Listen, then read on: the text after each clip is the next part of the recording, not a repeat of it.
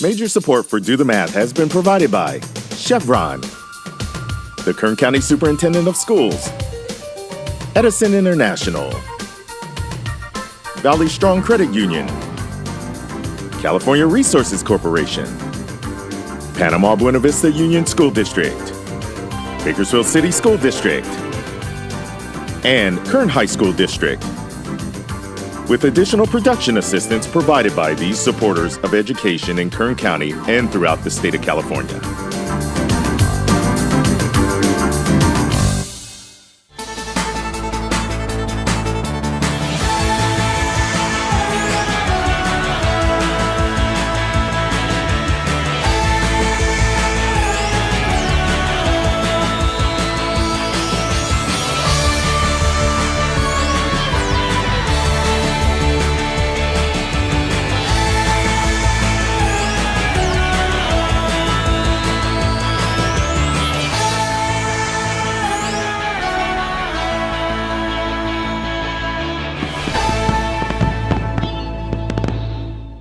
Well, good afternoon and welcome to Do the Math. I'm Michael. I'm Cindy. And in studio with us we have Micah. Micah, if somebody needed to get in contact with us, what would they need to do?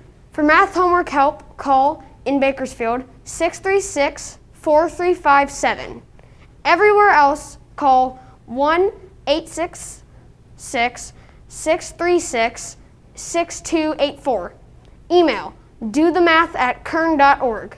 We're online at dothemathonline.net and on social media, Facebook, Instagram, Twitter, and YouTube. All right, nicely done. So, Micah, where do you attend school and what grade are you in? I'm in 6th grade and I go to Van Horn. And Van Horn is home of the Hornets, correct? Yes. How long have you been there? I have been there for 4 years, almost 4 years now. All right, so you're pretty comfortable. Yes. All right. Well, next year is going to be a big year. You're going to go to junior high. Mm-hmm. Is there anything you're looking forward to when you get there? Or have you not thought about it much? I haven't really thought about it much yet, because we just started the school year for 6th. So you've got a long 6th grade year to go. Mm-hmm. Is there anything that you've heard that...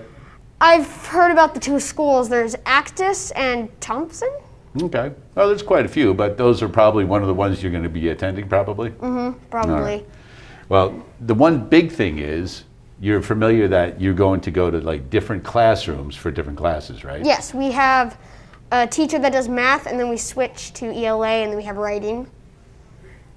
So you think you'll like having a lot of instructors as opposed to just one? I think I'd like it more with more instructors. All right, good. You can learn more, right? Mm-hmm. Who knows? We'll find out soon, right? Mm-hmm. All right, you ready to do some work today? Yes. Good. Well, I like that enthusiasm, but before we get you busy on some work, we're first of all going to take a look at today's Math in the News.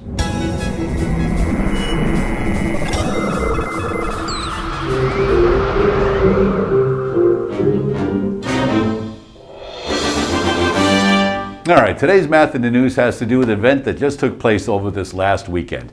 So my question to you, first of all, Micah, is do you follow professional football at all? Yes. Do you have a favorite team? Steelers. The Steelers. Pittsburgh Steelers. Okay, so we're in California, and you follow and like the Pittsburgh Steelers. Is there a particular reason why? I just like them. Our whole family really does. Okay, good. So the family likes them, so you become a fan also. It's kind of a thing. You just kind of like go along with them, right?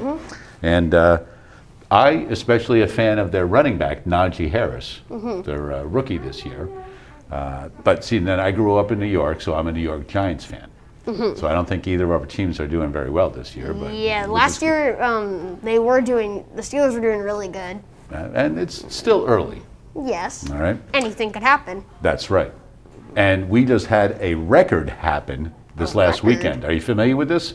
No, not really. The longest field goal in NFL history. The longest? Longest. I took this right out of the newspaper. Oh. Right? Do you know the Baltimore Ravens? Yes, Yeah, of course they are basically our enemies. That's right. I was going to say they're in your division, right? So, the kicker for the Ravens, Justin Tucker, hit a 66-yard field goal to break the record. 66? That's long. The old record was 64. Oh. All right. Now, Tucker has made 90.6% of his career attempts. That's the highest ever. So he's hitting 9 out of 10 during his entire career, which is pretty high. He's completed, now when he kicks long ones between 40 and 49 yards, he's still over 90%. All right? Now, there are people that look just at numbers and percentages and things like that. Do you think you'd like a career doing that? No. No? No. Well, this guy, he's the NFL Director of Data and Analytics, found that on kicks between 40 and 49 yards, Tucker misses the center of the upright. So you know you've got the uprights here, right? The field goal post? Yeah. He hits it directly in the center Directly? and is only off center by 1 yard. 1? All right? So he's very consistent in where he hits the ball through, right? Because you could hit it anywhere in there. You could be very close to the post and it's still going to count. But if you're right down the middle, you have a higher rate of success probably because it's going to go right down the middle. Right? You don't have to worry about hitting the bar or going outside of it and things like that. All right? So this 66-yard field goal, the record, marked the 50th consecutive fourth quarter field goal he has hit. So when it comes to crunch time at the end of the game, Like when you have like 5 seconds left on the clock. right, it's the game's on the line. He has hit field goals 50 in a row. 50. 50 in a row. So That is if you ridiculous. want to send your field goal kicker out there at the end of the game, you have a good bet that he's going to make it. All right, so let's take a look at this. Now, a lot of times, field goal kickers, so we can see where the 50-yard line is here, where all the guys are lined up, basically. Yes. Usually, they kick it from there maybe or closer to the field goal, right, to the post. He's a little farther back, isn't he? Right, so that's why this is a record right here, 66. So let's take a look at it. Okay. So there it is. There. So it's going to take a while to get there. And when you look at that, it's kind of hard to tell what happened. But it hit the bar on the bottom. Did you see that? Yes. So watch again. They're going to show it again here real quick. It bounced right on, like almost in the center of it. Right. And that shows again that he hits it right in the center. So let's take a look at this again. All right, it's on its way. And you can see it's pretty centered. Hits the bar and goes backwards. Now, if it had gone forward, it wouldn't have counted. Yes. But, you know, I mean, that's just a pretty amazing thing right there, that he was able to do that and hit that 66-yarder. And all of those numbers that go with it. He's a 90% field goal guy, right? Yeah. Not too bad. Too bad he wasn't on the Steelers, huh? Yeah. The Steelers would have gotten. All right, and that is today's Math in the News.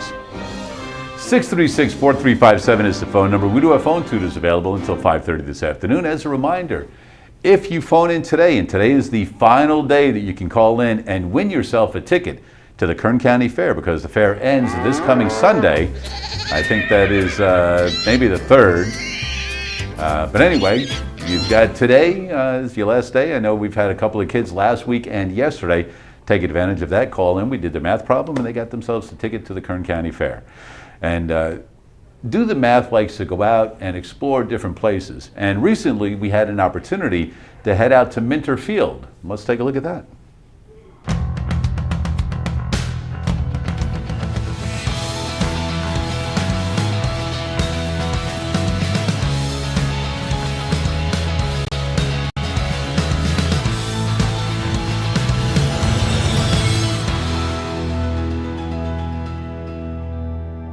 We are at Minter Field Air Museum, and I am with Ronald Pierce. How are you doing today? I'm doing fine. And can you tell everybody a little bit about yourself?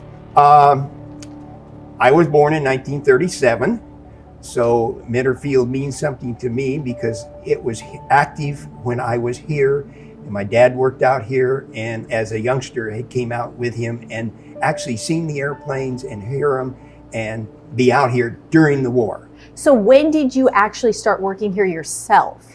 I started with the museum about 10, 15 years ago. And what is your position here? I'm chairman of the board of Minter Field Air Museum. And what does that entail? That entails a headache of being sure that everything is done right. And can you give us a little history of the Minter Field? Minter Field was actually started prior to the war. It was started in the late 30s, early 40s. They were starting building.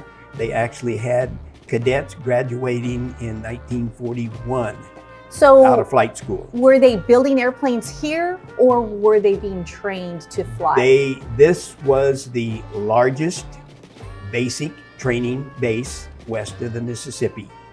They graduated over 11,000 cadets to go fly and give their all.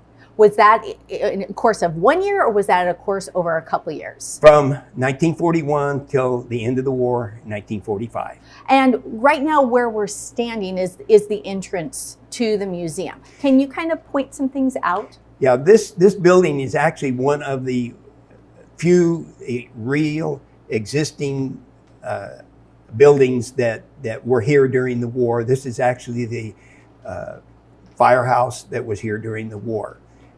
We've got documents of different things of when they dedicated the field. The original field was called Lerdo Field because Lerdo Highway, and they decided that they wanted to name it after somebody important in the area, and they named it after Hugh Minter, a graduate of Bakersfield High that actually was killed in a mid-air collision at March Air Force Base in 1932. Oh, wow. So that's how it got its name. And if you look at any of the airplanes that were here during the war, they will have an L on them, which stands for Lerdo. So let's go ahead because there's so much information here, but there's also another room. Yes, there is. And this is really amazing to see all of the uniforms. Over here, we have dedicated to the WASPs, which are Women's Air Service Pilots. So what was their role? Their role was to take the airplanes from the manufacturer to the base, and also take airplanes from one base to another, come in and help the students. They were not actually U.S. Army Air Corps. They were civilians that were given the right to support us in World War II. When you say they were taking the airplanes, were they actually flying the airplanes? They were actually flying them from one place to the other. As far as I know, some of them were killed. We have one that I know of that is still missing, and she took off at what is LAX now in a P-51 and never made it to her destination. They figure she's in the Bay. Oh, wow. Well, there is so much more. We have more rooms to look at, but that is it for right now. So for right now, we're going to send it back to you, Mike, in the studio. All right, thanks for that, Mary Lou, and we will check with you guys back in just a little bit. We do have phone tutors available until 5:30, and right now we're going to go to the phones. Harmneet, how are you this afternoon? Good. What grade are you in? In 4th grade? All right, and I think you're working on rounding some numbers, correct? Yes. All right, so as soon as you're ready, tell Cindy what you're working on. She'll put it up on the board, and then you guys can work on it together. Okay, you ready? Yes. Okay, tell me your problem. Wait, 1 second. Okay, yes. My problem is 12,387. Okay. 12,387, and what are you doing with it? Underlining. Say that again? Underlining. Okay, what are you underlining? 12. Oh. So Harmneet, are you underlining the 1 or the 2? 2. Okay, just Okay. the 2. And does that mean you're rounding to that place value? Is that what that is? Yes. All right, so now I think Cindy can help you a little easier now. Yes, now I know what you're doing. All right. So tell me what you know so far about the problem. I know so far is that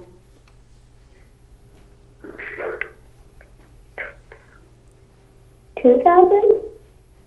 Okay, so you're going to keep the 2 and then change this to 000? Is that what you're saying? Yes. Okay, and then how did you know to do that? Well, I saw 2, so I said there's a comma, and in the comma says 1,000, so that means 2,000. Okay. So what about the 1 from the 12? Do you think it should still be there? Yes. Okay, so I'm going to put that there. And then how come we got rid of 3, 8, and 7? Do you know? Because we put 0, 0, 0 on their place. Okay, because you're underlining the 2, right? So you're wanting to round that one. Yes. Now, is there ever a case where that might change to a higher number? Have you learned that yet? No. So whenever like the number right to the right of it, so the 3 in this case, if that was a 5 or bigger, so 5, 6 or higher, then that would make the 2 go up 1. Oh, Okay, so since that's only a 3, that's why this stays a 12 right here. Okay. So Harmony, while we've got you on the phone, let's just try another one. We won't use so many digits, all right? Okay. Let's try 346.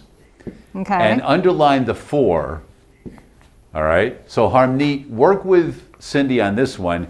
You want to round that 4 if it needs to be rounded. And first of all, talk about what place that is and how you know if it needs to be rounded up or not. Okay. So what place, do you know what place that 4 is in? It is in the 10. Good, yes, yes. And so then we want to either keep it a 4 or make it go up 1, and that all depends on what's next to it on the right side. So we're looking at the 6. Okay? Okay. Do you think that the 4 should stay what it is, or do you think it should go up 1? I think it should stay the same. Okay, so what is, if you read this to yourself as 346 and you're trying to round it, you're basically saying, is it closer to 340 or 350?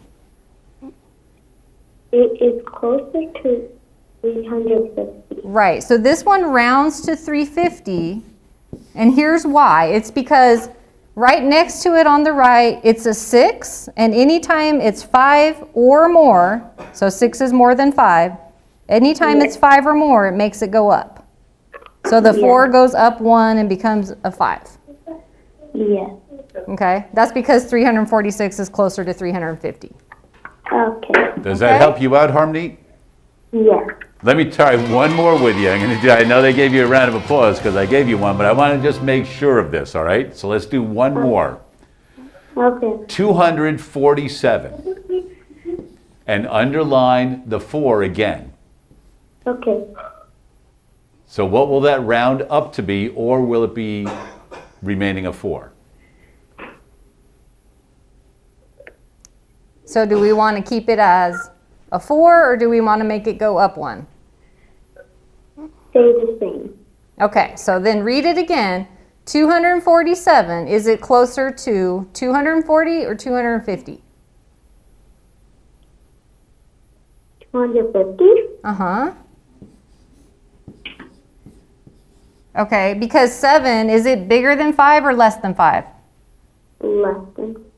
I mean bigger than 5. Yeah, anytime that number that's like next door to it on the right side, if it's bigger than 5, if it's 5 or more, I should say. So if it's 5 or anything above 5, you add 1 to the number you underlined. Okay. There you go. Okay, so hopefully it makes a little more sense now, because I know when you said 250, it was kind of with a question in there also. Yeah. Harmony, for calling in today, you've got yourself a ticket to the Kern County Fair, so congratulations on that. And Harmony, remember, if you need some more help with that, all you have to do is give us a call. We're here until 5:30 this afternoon. All right? Young man, Micah, over to the board. It is time to finally get you to work, young man. Yes. All right? So I've got a beautiful problem set right here for you. All right? So, Micah, let's take a look at this. If you just move over to the side a little bit, that way you and Cindy can both work on this. So it says 8 plus 2 is equal to 16,106. Does that make sense? No. No. Take a look at all of them And none of them make sense if you just look at them the way they're written and you think in conventional terms. So you're trying to figure out what 20 plus 3 is equal to. Now this is probably going to take you a couple of minutes. And what I want you to do is with Cindy, I'm going to give you like 3 minutes right now to kind of look at it and come up with something. If you don't solve it right now, that's fine. We'll come back to it, but I want you to start thinking about it. So you and Cindy together, I want you to discuss what you're looking at and what you're thinking. So what I see, 8 plus 2 doesn't equal this number, Right. but I see a pattern. 8 times 2 equals 16. I see that And then also. we have yeah. numbers that come right after. Okay. And then 5 times 4 equals 20, which would be right here. And then we have 2 numbers that come after. 9 times 6 equals 54. Then we have 3 numbers come after. And then we have 7 times 5, which has 35. And then 3 numbers come after. Okay. So my guess would be that 20 times 3, and we would get 60. So that's going to be at least the start of it. Yes. I agree. But Now let's figure out what about the back part of it, the right-hand side, the numbers there. Did you see any patterns with those? So for now, what I would suggest, maybe grab the red pen. red. So And it'll next show to the up, yeah. question mark, write your 60 down at the bottom because you think that's how you're going to start, right? Mm-hmm. There you go. 60. Now, it just depends. Do we have 2 or do we have 3 numbers?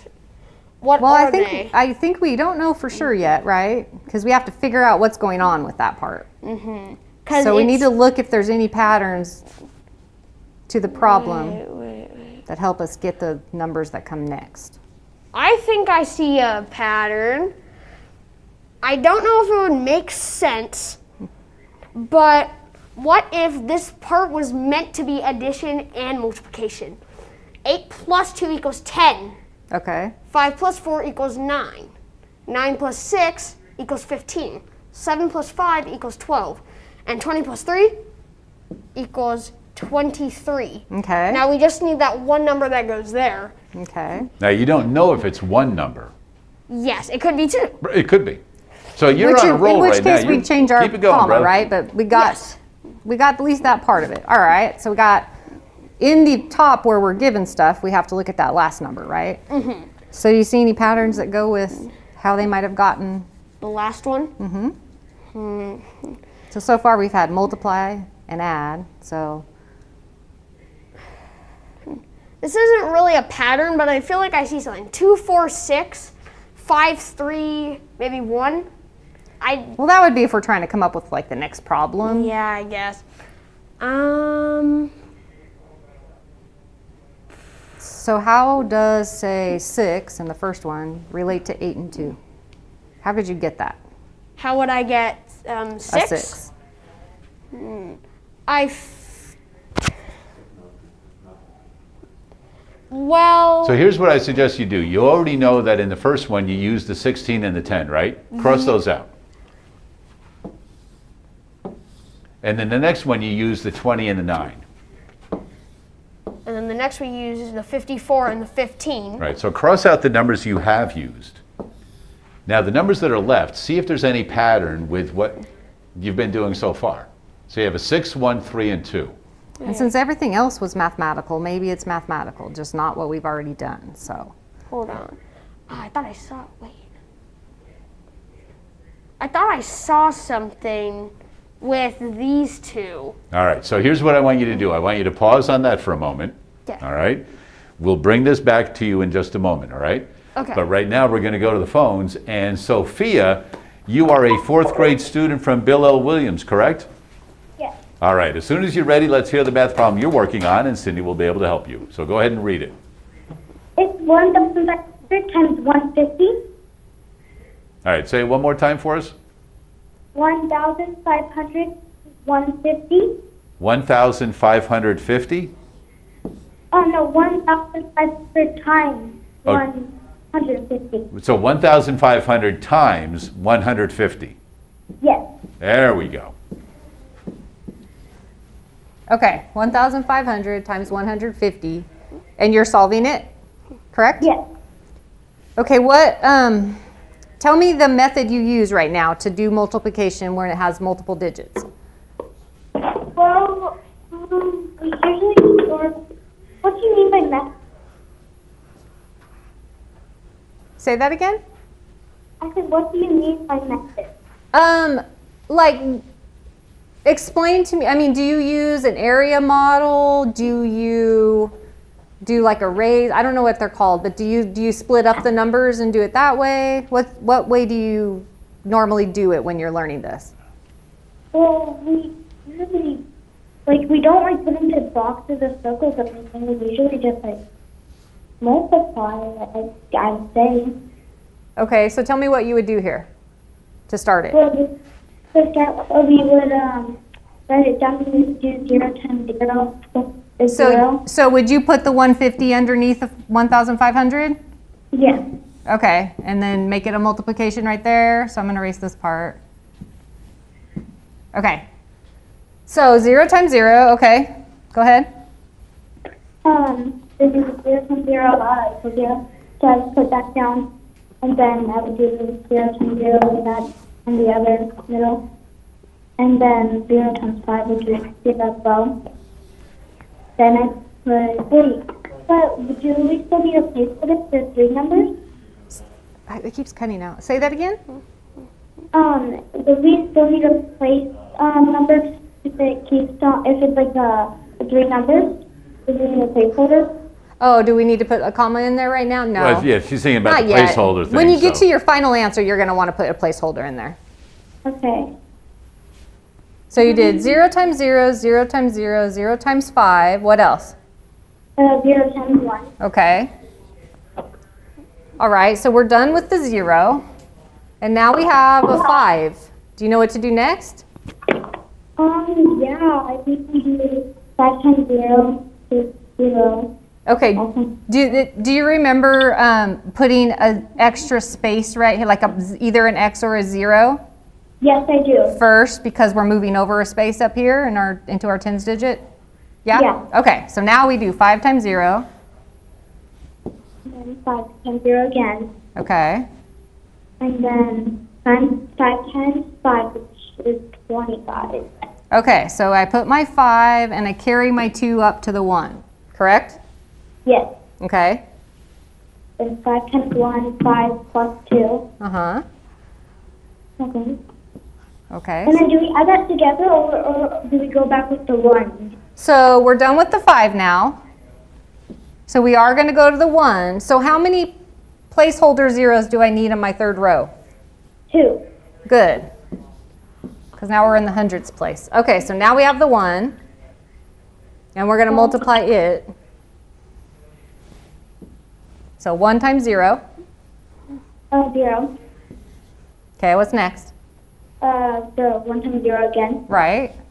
What's 1 times next? 0. Uh-huh. Then 5 times 1, which is 5. Okay. And then 1 times 1, which is 1. Good. Now what do we do with this stuff? Add it together. Okay. So 0 plus 0 plus 0, right? That's just 0. Yeah. And that one's all zeros, so that's just 0. And the third one's all 0, so that's just 0.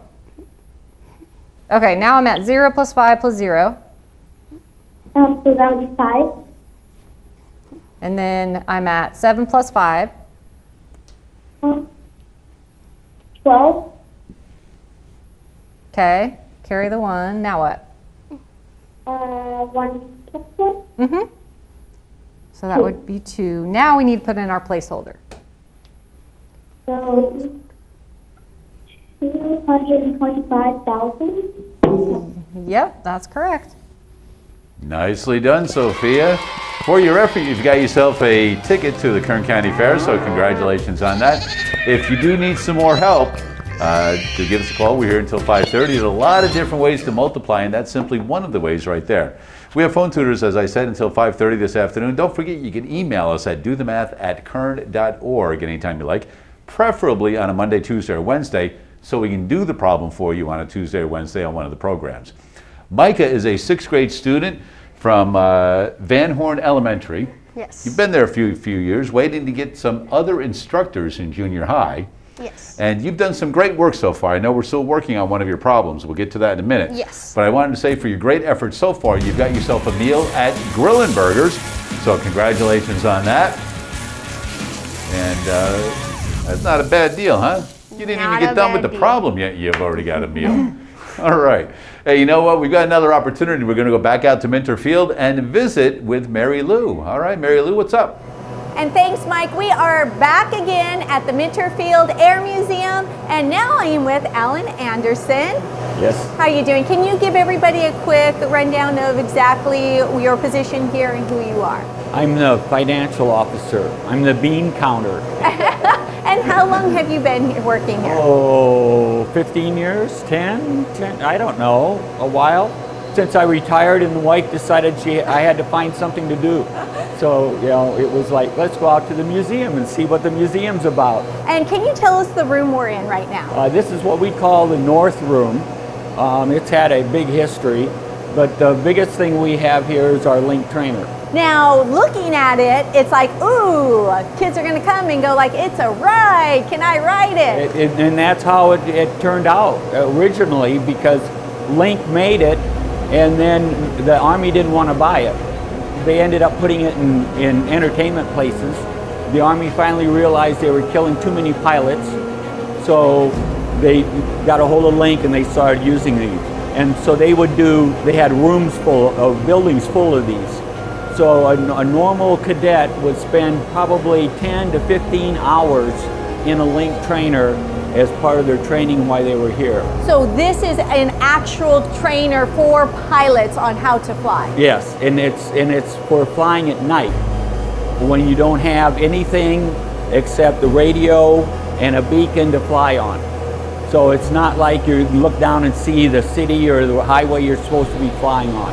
Do you know the year that this was built? About 1942. 1942 this was built. Yeah. So when they were using that here when they were training pilots. Oh yes, oh yeah, yeah. Okay, so because I have done some training at North High School in their department there, but it's all new technology and you sit in a chair and you look at a screen, but this is like a real life little airplane. And I noticed not only this, the airplane, but we have something over here at the desk as well. How is this connected to the airplane? The desk is what the instructor uses to make sure that the pilot is going where he's supposed to. So he has his own set of gauges over here so he can see elevation and what direction he's going.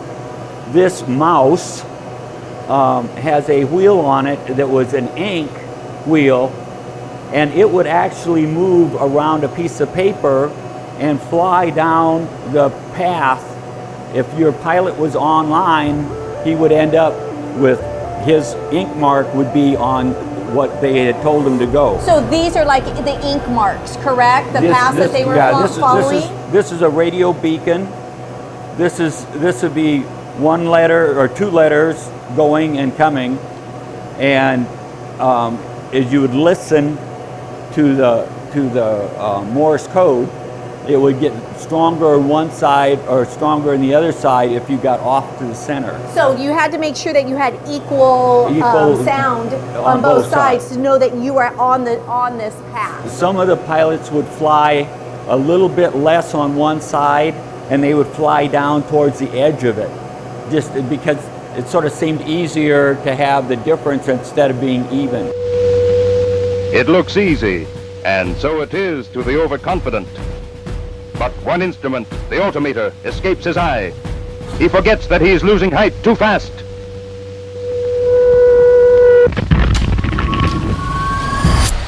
What are those in the drawer right there?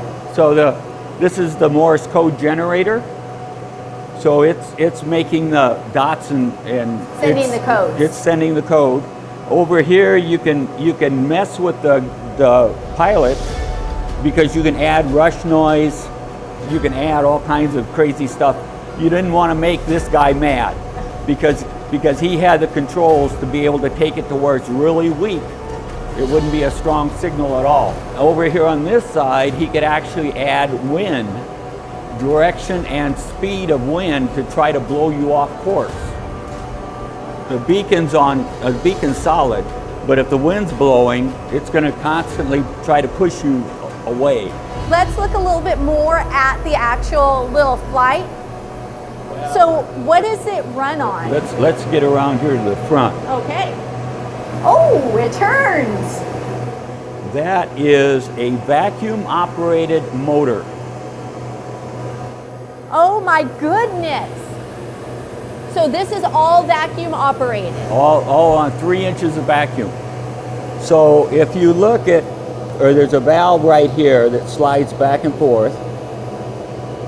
So when it's open, like this, the valve is closed and the vacuum is trying to close that. So as it turns, each one of those little valves pull it a little bit, and it all adds up to moving this thing from one side to the other. So when the pilots were in this was actually movable as you fly.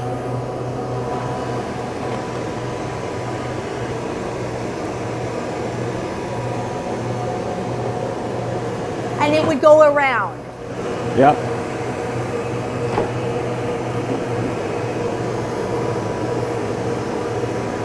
Wow.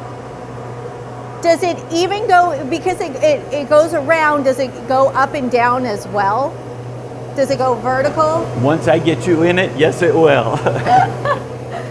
Now, what mathematics would they need, would the pilots need for this, and also whoever is the trainer at the desk? Well, you're going to have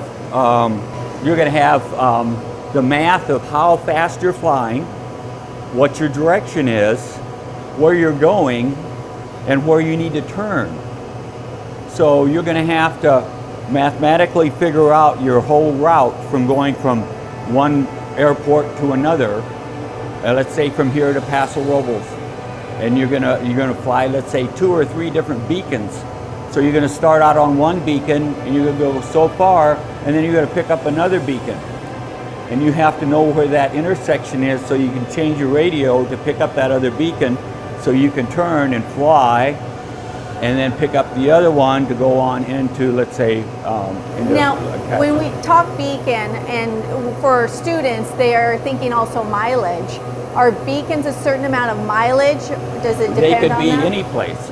You could have a beacon that was 10 miles away from another beacon, or you could have a beacon that was 100 miles away. So you would actually, like a jigsaw puzzle, you would figure out which path you're going to take to get from point A to point B. Now, where are those beacons being transmitted from? The ground stations. Okay. And they're spread throughout. We don't use them very much anymore because of GPS, but in the old days, that's how you flew at night.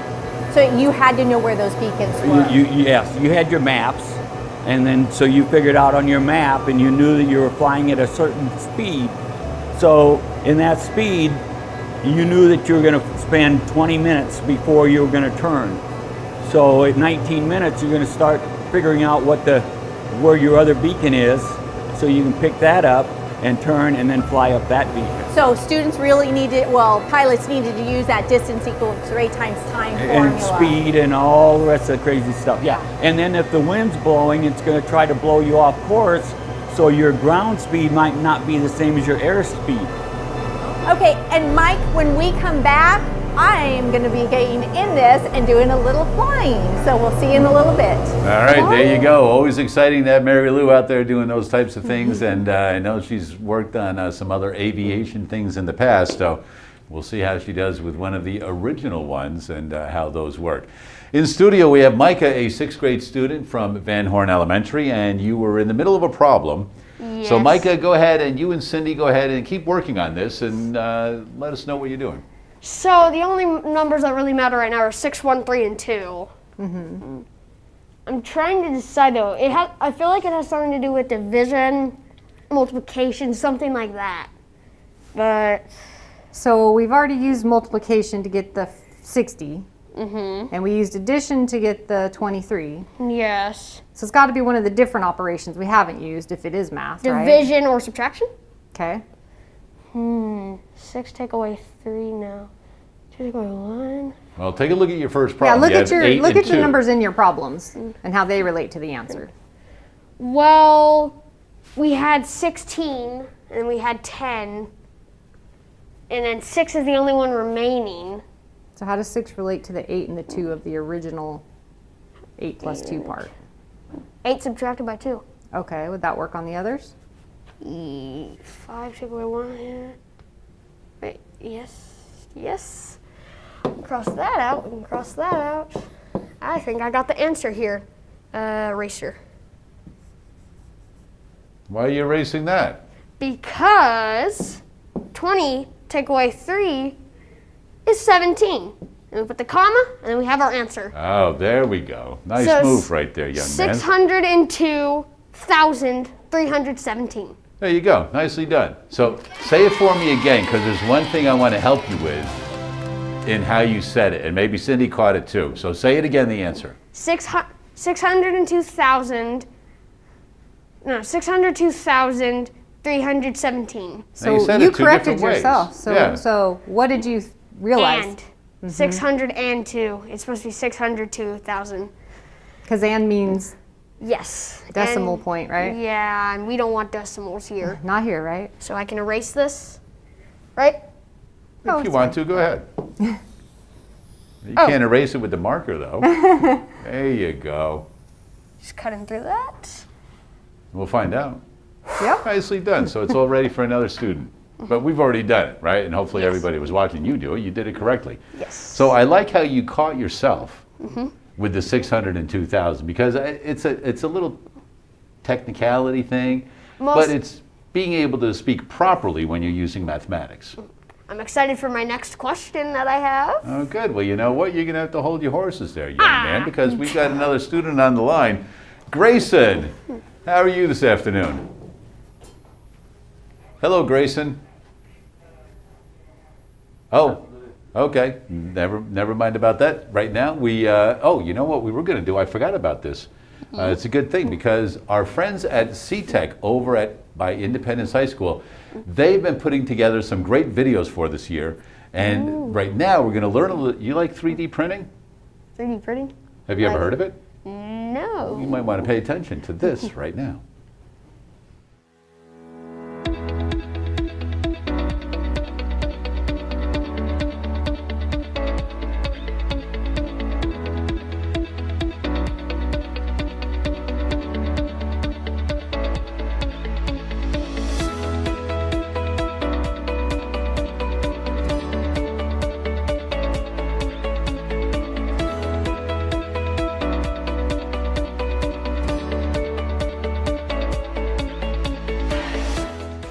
Our program is very unique because it focuses specifically on a wide range of careers in the 3D animation field. The jobs offered after completion of this course are anything from animators, character designers, modelers, riggers, and texture artists. I've always really been into drawing, and 3D animation seemed like a different type of medium, I guess, for drawing, because it's on the computer, so it took my interest. We tackle all the aspects of storytelling with the creation of 2D and 3D modeling. We work with a lot of software, models, and a lot of references. 3D animation has always been a passion of mine, and the ability to create entire worlds inside of the computer by yourself has always been something I've wanted to share with people.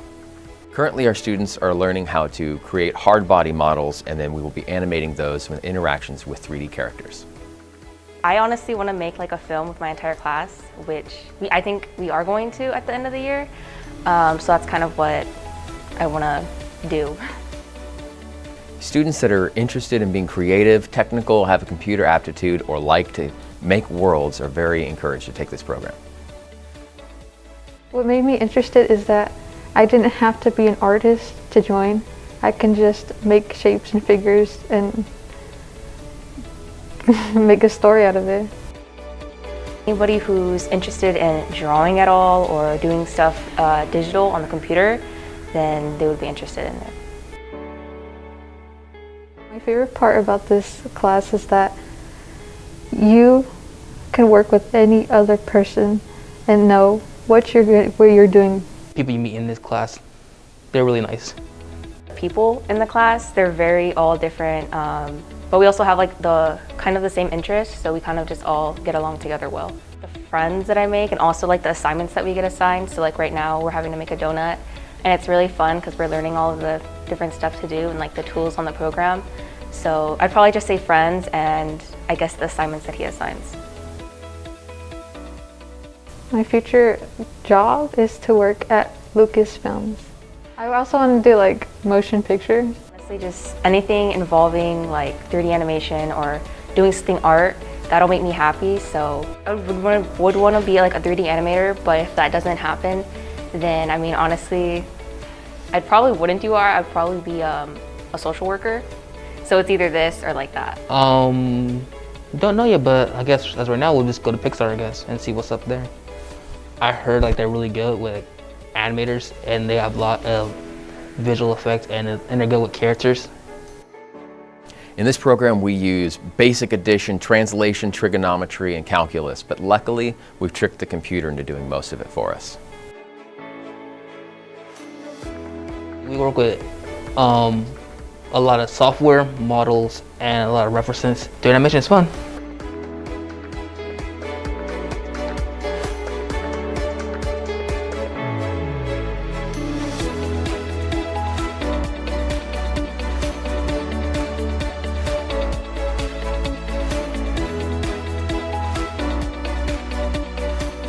And once again, a big thanks to all the students at the CTech Center.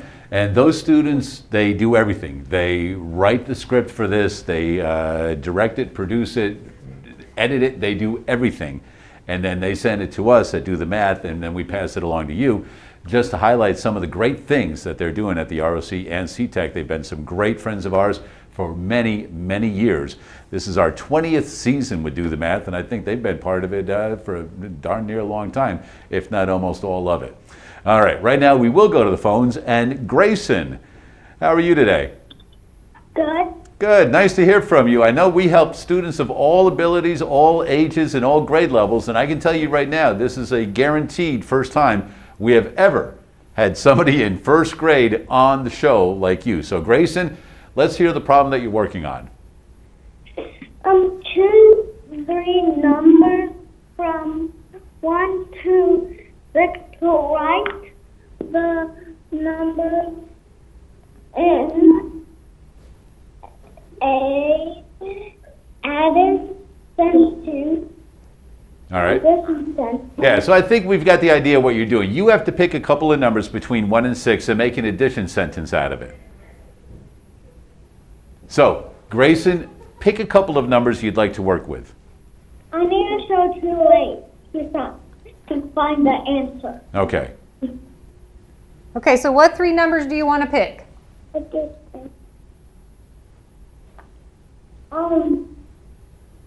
I'll choose 1, 3,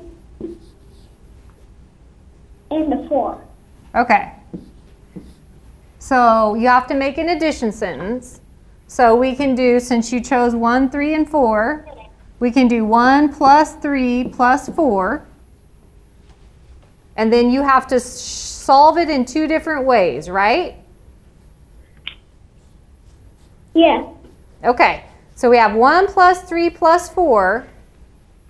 So for the first way, let's just go and start adding by doing 1 plus 3 first. So what do you get when you add 1 plus 3?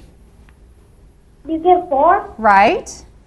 And so now we're going to take that answer and we're going to add the 4 on that we have for our third number. So now we have 4 plus 4. So what do we get for that? That is 8. Okay, nice job. Okay, so now we're going to start with, there's one way to do it, right? Now we're going to start again with 1 plus 3 plus 4. But since we started with 1 plus 3 last time, we can do 1 plus 4 or we can do 3 plus 4 first. We want to use 2 different numbers than we used before. So how about, since it's already written in order, we do 3 plus 4. All right. So what's 3 plus 4? 3 plus 4 equals 7. Okay. So then I'm going to have 1 plus 7, because I didn't use the 1 yet. So what does that equal? That equals 8. Good. So that shows that when you add it in 2 different ways, you still get 8. Nicely done, Grayson. And for that great phone call, you've got yourself a couple of, you got yourself a ticket to the Kern County Fair. So learning fact families right there. All right, Micah, time to get you back to work, young man. Yes. We're going to play a little game here, all right? So why don't you head on over to that side. Whoa. Have you ever heard of the game Plinko? Plinko? Now you have. Okay? So down at the bottom, you see there's some different options. Wait. What do you think a good option would be to try to shoot for? Green or yellow, because it's the least common. So you making it the rarer. Okay, so do you think it's more difficult? More difficult. Okay, so if you wanted to, like if you had to bet that you're going to get one color over another, which one do you think would be a good bet that you might actually drop it on? I think I might get it on blue. Green and yellow are harder. And why is blue easier? Well, it just feels like it. Red and blue would basically be the same, so it could be any one of those. Right, because there's 2 of those, and only 1 green and 1 yellow. Yes. Why don't you take one of the markers here, and Okay. you can drop it in any one of these slots you want. Now, before you drop it, I want you to determine where do you think it will drop into. Want to say blue. You want to say blue? So where are you going to drop it to see if it will drop in blue? Because you can drop it anywhere. Go ahead and try it.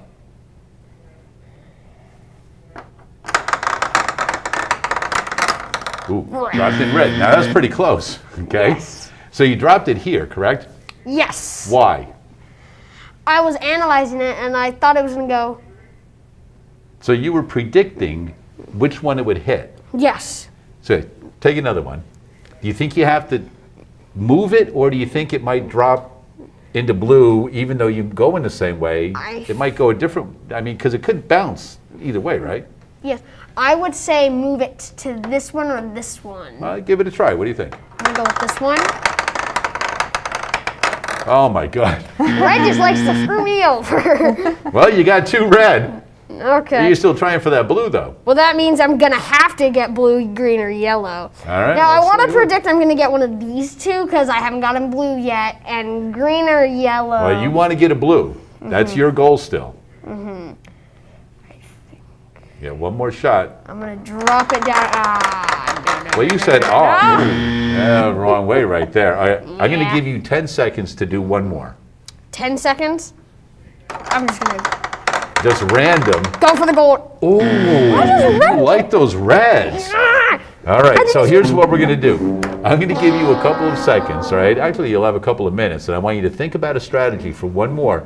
We do have one more opportunity. We're going to go out to Mary Lou at Minter Field and check out what's going on with Mary Lou one last time. All right, Mary Lou.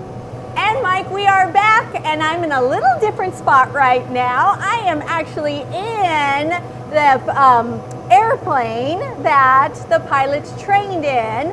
And so, Alan, where do we get started now? Well, see, we ran out of fuel and we had to refuel since the last segment. Normally, this would be closed up. There's another door here that goes here. The hood would come down. So all you can see is your instruments. And that's to train them with the night vision, that they won't see anything. They won't. And they just have to hear. They have to hear and listen to the guy at the desk. So I'm going to start, let's start by having you push the rudder on the other side. Yeah, push that one forward. Okay. All the way. Oh, okay. Now, what I remember from going to North High is that we steer with our feet, correct? So I'm pushing the right side, causing this to go to the right side. And I don't want to hit anybody, but if I push with the left, oh, I turned a little bit. Will I go towards the left? This is where I got my little bit of a leak. Oh, gotcha. It will go to the right a whole lot easier Okay. than it does. And then what does this do here? Well, we'll get to that. Okay. Go. Do you want me to go all the way around? And that's what the motor is driving it from that. So go ahead, push all the way down. There, up. I'm pushing. There we go. Woo! It is kind of like a ride. Vacuum leaks are really a problem. So I'll give it just a little bit of a help here. Okay. Oh, there it goes. It's starting to go a little faster. And you know, I have to put some power on this. Okay. Okay, so we're going to get you back around here. Now, the other day when I was flying it, I was having a hard time with this airbag, and I don't know if it's got a leak. I mean, that's a constant deal. You do the airbags, you get them fixed, and they're aged. Yeah. You know, and just like a car's constant service. So we're going to first go up and down. Okay. So, and these, what are these to hold on? no. Okay. No, those are lights. Oh, okay. Your stick. Now, what does this do? Does that bring me back over? Okay.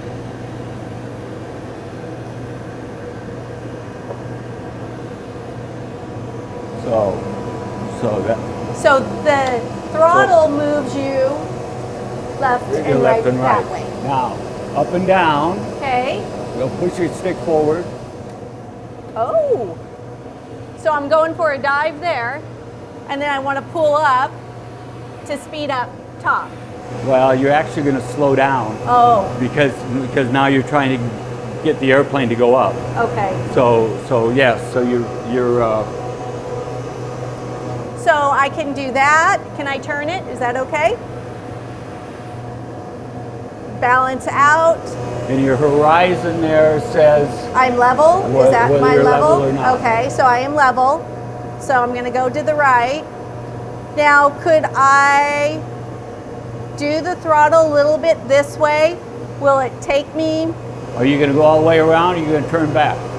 Nope, I'm going to go. Can I come back around? There we go. Oh. Yeah. All right. And even these go up and down. All right. Oh, okay.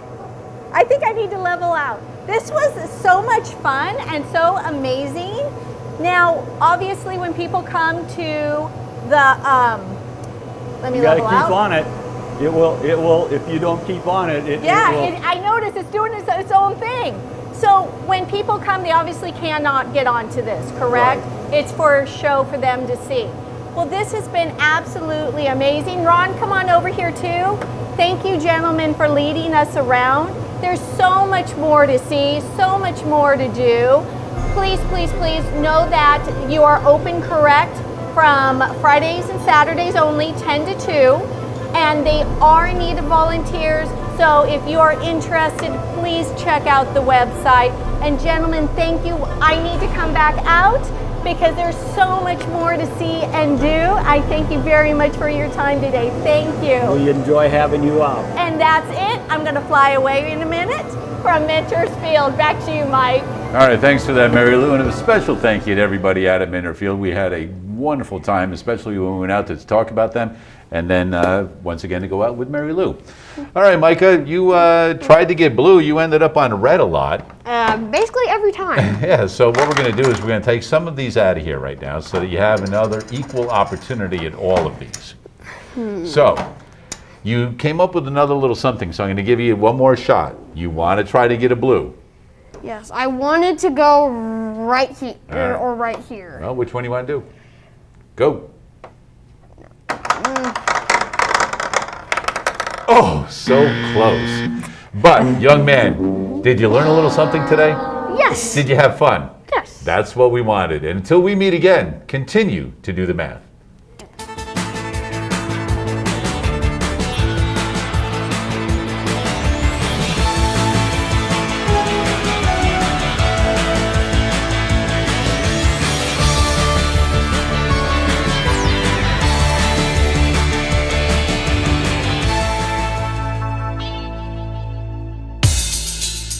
Major support for Do the Math has been provided by Chevron, the Kern County Superintendent of Schools, Edison International, Valley Strong Credit Union, California Resources Corporation, Panama Buena Vista Union School District, Bakersfield City School District, and Kern High School District, with additional production assistance provided by these supporters of education in Kern County and throughout the state of California.